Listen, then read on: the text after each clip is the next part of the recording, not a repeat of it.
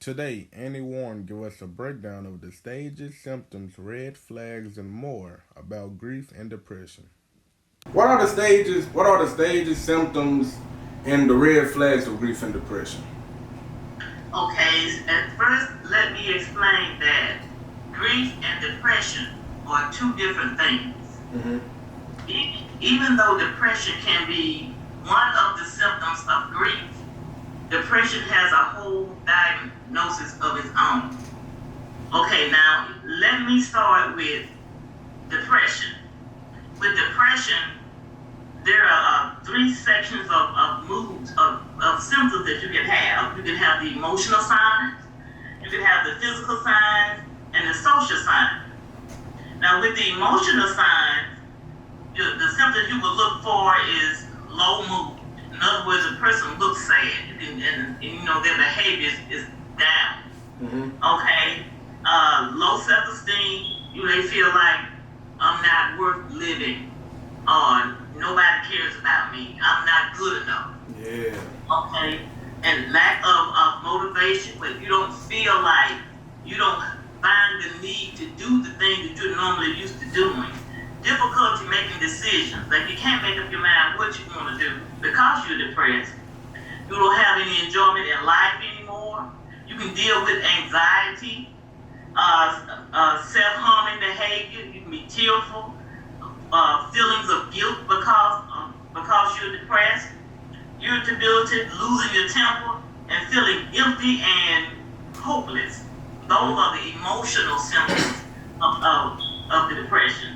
The physical symptoms could be like change in appetite. Most people, when they're depressed, they don't feel like eating. But the other side of the coin is that sometimes people overeat because they are depressed. Because some eating gives you a high. You ever heard people say, "I like eating because it's fun"? I never heard of that. I never heard nobody say that. They say they like to eat because it's fun. See, when you eat, the food that goes into your body gives you a uplifting sensation, especially if you're eating something sweet. Mm-hmm. See me with my depression. I don't eat.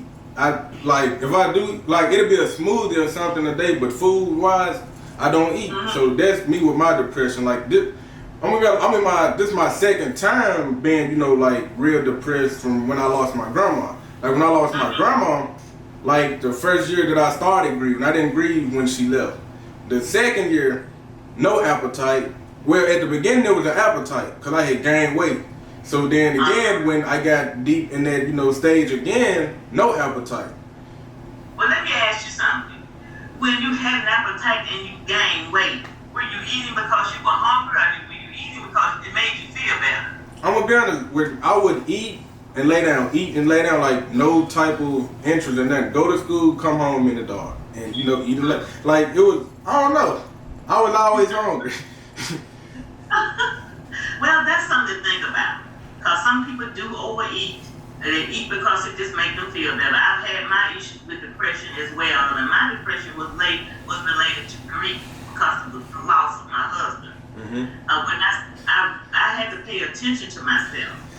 I would find myself eating with friends and family and co-workers, and I would eat anything that wasn't nailed down. You want that on your plate? Can I have that?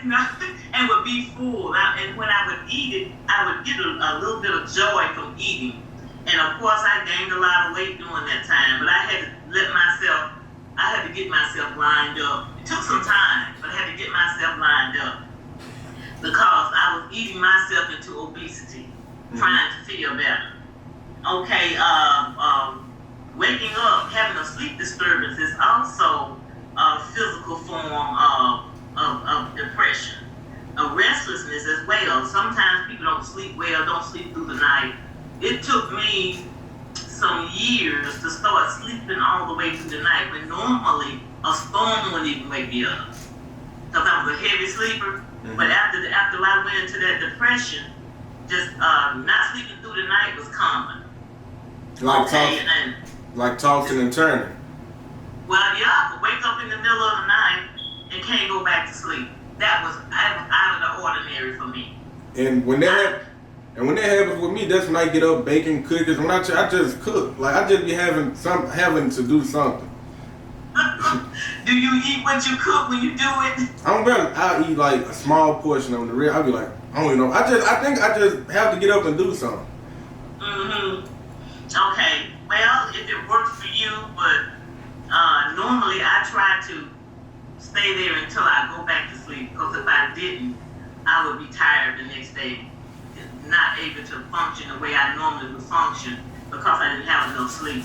Okay, and social signs is not doing well at work, avoiding contact with friends, or not enjoying activities that you previously used to enjoy. Like I used to love to dance. I didn't want to do nothing. You know, I didn't want having difficulty with your friends and your family. You're not getting along with anybody. Those are things that are symptoms of depression. But the stages of grief is, well, just let me tell you the stages of grief, and that will help you to understand a little bit more why grief and depression are two totally different things. Okay, the stages of grief is denial, such as when you lose someone, it's hard for you to believe that person is gone. You don't want to really accept that person is gone. Now, I had a really hard time with denial. I didn't tell a whole lot of people what was going on in my mind because you know how we are as African Americans. If you don't act a certain way, they're going to consider you crazy, you know. So with my denial, I would wake up sometimes in the middle of the night and my husband wouldn't be there. Sometimes I would be thinking, did he really even exist? Did I dream that he was my husband? And I would look in the closet, his clothes would be there. I said, yeah, he was real. He was here. That was at the first beginning of everything. It's really hard during that time, but it does get better as time goes on. Okay, and anger. I think that's a myth. That what? Does it get better as time goes on? For me, it get worse over time. I think, well, everybody different, but like I'm still in denial. I still haven't accepted. Like it's going on 6 years. October that my grandma, I still haven't accepted. Still in denial. I'm like when I go to the cemetery, I'm just looking at the name and the birthday. I'm like, nah. I'm like these days got to be different. Like this can't be that that sharing. Yeah. Well, the denial is a part of grief. And it does sound like you're in denial. I mean, I can't diagnose you. You know, I'm just saying that's what it sounds like. I know I am. Okay, and anger is another stage of grief. I found myself being angry with other people. Why it had to be my husband? Why it wasn't somebody else's husband? When my father died from cancer. And the neighbor across the street from me had cancer. And when I would see that man outside, I would get angry because, well, sit down, it's not fair for my father to die from cancer. And he's still there. He got cancer. Why did that be my father? Those are normal mindsets when it comes to grief. Okay, and here's the fourth thing is depression. Once you get past the denial part, grief. You don't have to come right. In grief, once you get past the denial part in grief, more than likely that's when you get depressed. Because you have accepted that they're gone, but you're sad that they're gone, which is normal, which you should feel that way. There's another stage of grief too, bargaining. With bargaining, you kind of like saying, well, what if I had done this? Maybe I should have done something else. Well, God, if you let me be alive, I'll serve you the rest of my life.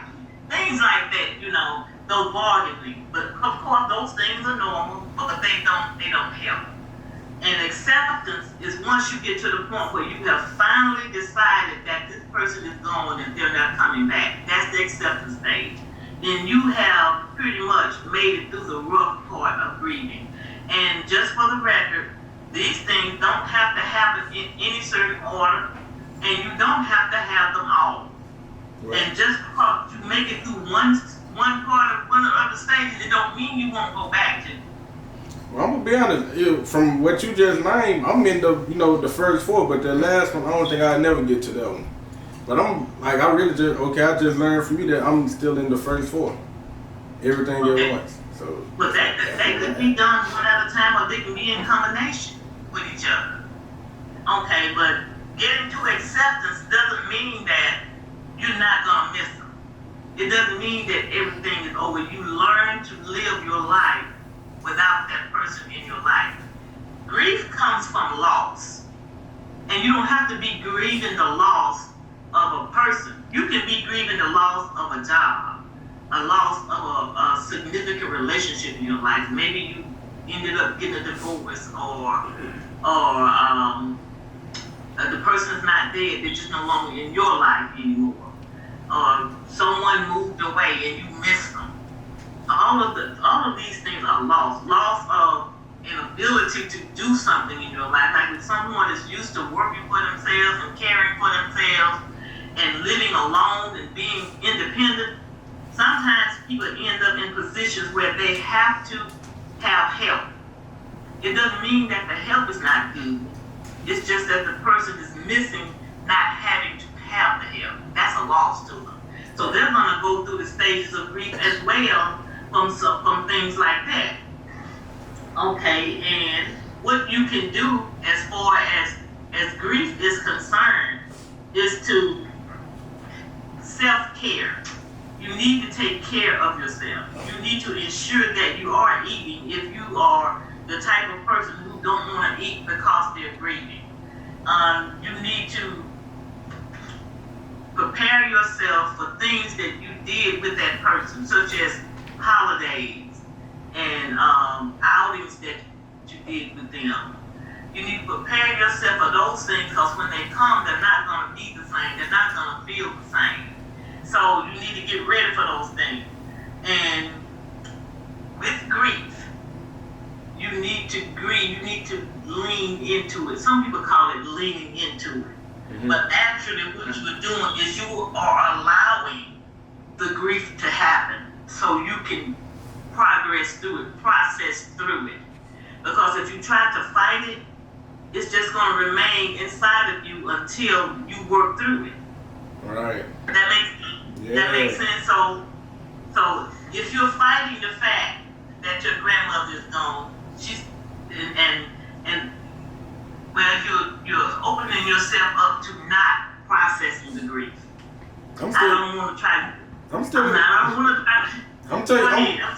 in process mode. Like I'm still processing it because, like my grandma, she was on life support and she made it off life support. And I tell you, like seeing her hooked up to all those machines and seeing her doing bad, so coming out good. And it was during fall break.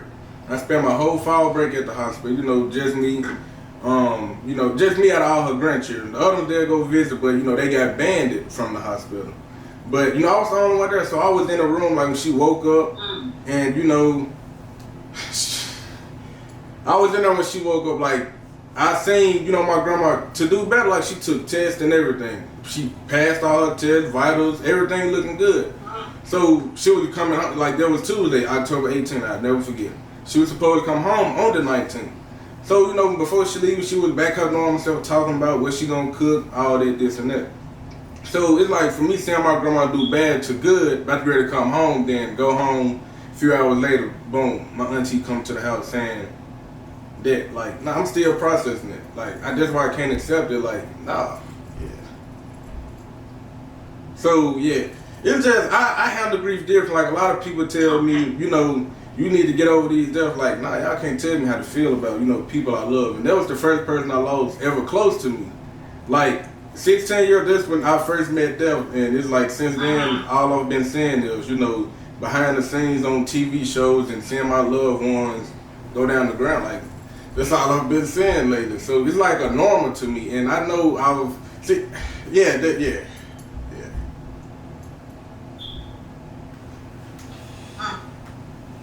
Well, I'm sure that you're processing these things with your mental health provider, right? Yeah, most definitely. Like, she helped me get through my days, though. Like, How, whenever, things get heavy, like too heavy and I need to talk or, get some stuff off my chest, how I'm feeling, how I'm thinking.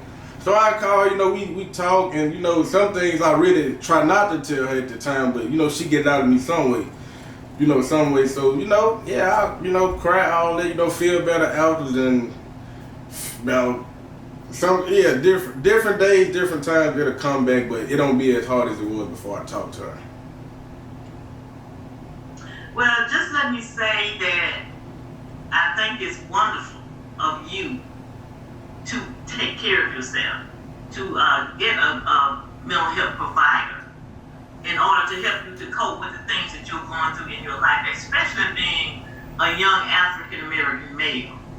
Because in our society, mental health is not that popular among us. Going to a therapist has a stigma attached to it that if you go to see a therapist, you must be crazy. Slow, stupid, dumb, yeah, all those. Yeah. What are the important red flags, that comes with grief? Okay, now grief.